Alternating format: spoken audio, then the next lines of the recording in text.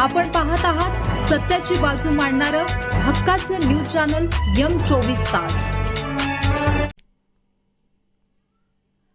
पडळकर म्हणजे Donald Trump लेवलचे नेते आमदार विश्वजित कदमांचा आमदार गोपीचंद पडळकर यांना मिश्किल टोला।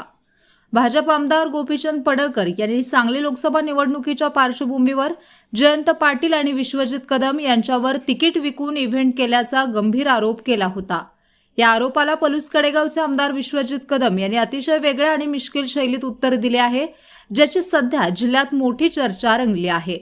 आज पलूस तालुक्यातील नागठाणे येथे अवकाळी पावसामुळे झालेल्या पिकांच्या नुकसानीची पाहणी करण्यासाठी आमदार विश्वजित कदम आले होते। यावेळी नुकसानग्रस्त भागाचा दौरा केल्यानंतर पत्रकारांनी त्यांना गोपीचंद पडळकर यांनी केलेल्या टीकेबाबत विचारले। यावर कोणतीही संतप्त प्रतिक्रिया न देता विश्वजित कदम यांनी दोन्ही हात जोडून आणि चेहऱ्यावर एक मिश्किल हास्य आणत पडळकरांना टोला लगावला।